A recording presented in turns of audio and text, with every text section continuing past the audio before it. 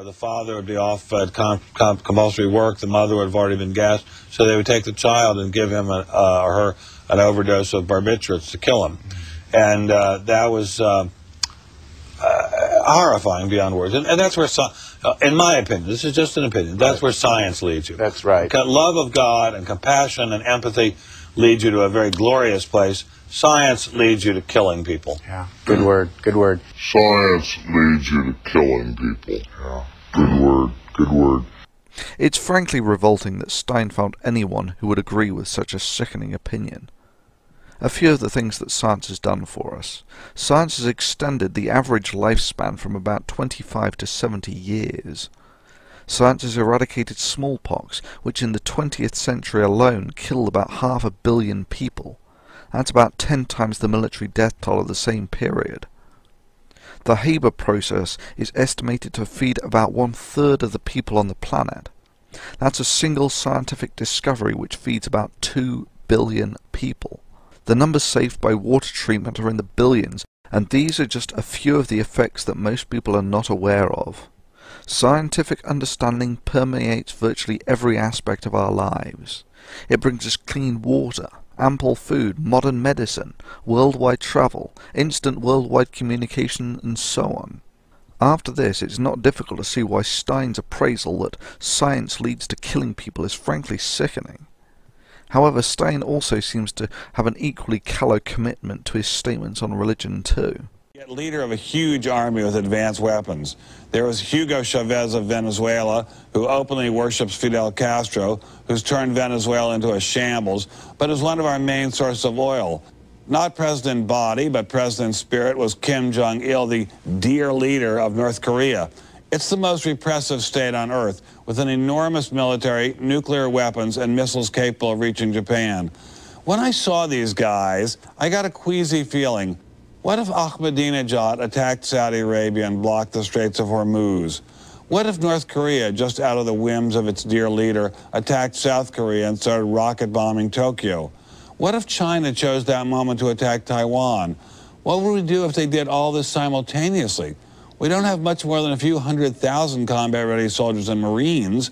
Roughly half of them are tied down in Iraq.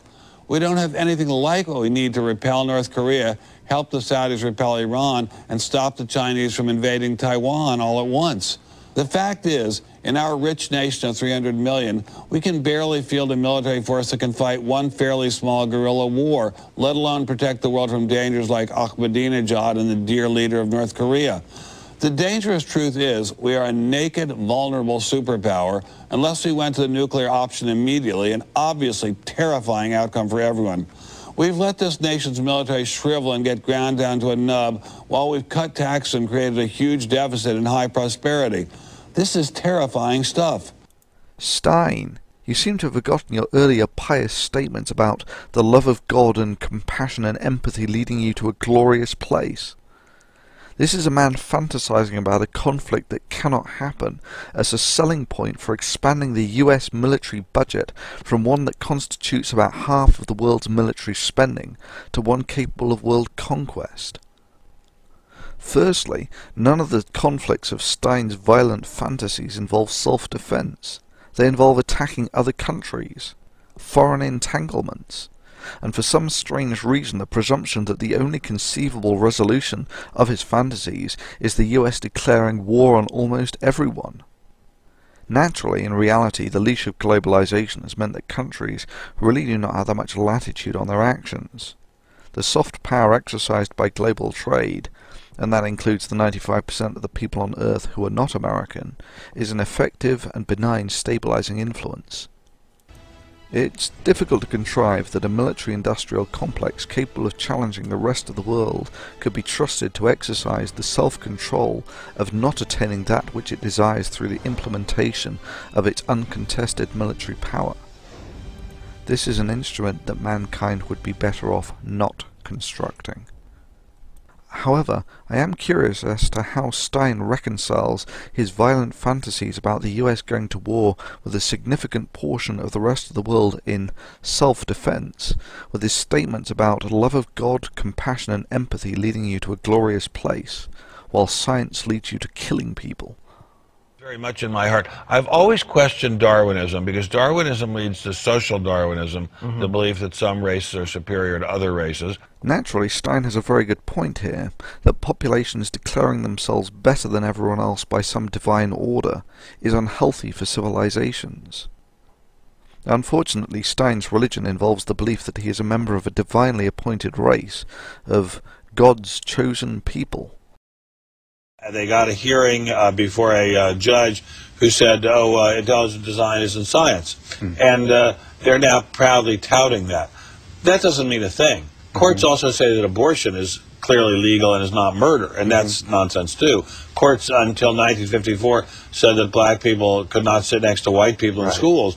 Courts until the Civil War said that black people were just slavery or just chattel like furniture or horses. So what courts say doesn't dictate anything to me in terms of what's right or wrong. I am an economist by training from Columbia. I worked as an economist very briefly. Then I went to Yale Law School, and then I was a trial lawyer for a while. So what courts say doesn't dictate anything to me in terms of what's right or wrong. For a man with a law degree, Stein seems to show a pretty contemptuous regard for the rule of law and its necessity for a safe and stable civilization. Indeed, he seems to be flirting with the idea that you shouldn't obey laws if you don't like them. Jolly good for the spirit, I'm sure, but regrettably, if obeying the law becomes optional, then there is no rule of law. A civilization where there is no rule of law is called an anarchy. I am an economist by training from Columbia. I worked as an economist very briefly. Then I went to Yale Law School, and But this is kind of you've put your finger on something very scary, which is that there are very few places where more nonsense is spoken than in universities. I mean, universities, which are supposed to be the residual fortress of knowledge and sense, are the residual fortress of nonsense. You know, we've got only a couple minutes left. You've got the floor. Why should people, just talk to the audience there, why should they go see Expelled, No Intelligence Allowed?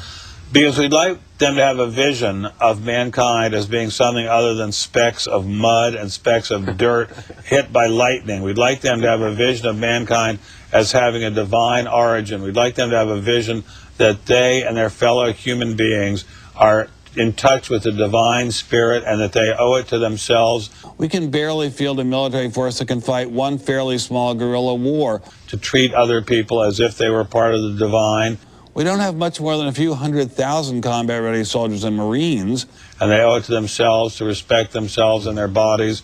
The dangerous truth is we are a naked, vulnerable superpower, as if they were a part of the divine, and to know that they are in touch with the divine spirit in the universe. And gives them hope.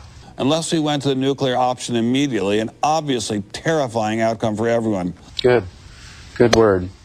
You might be a rabbi or a preacher someday. That was good. Thank you very much. Just add it to your list there. Praise from Caesar is praise indeed. Thank you very much. Ben Stein,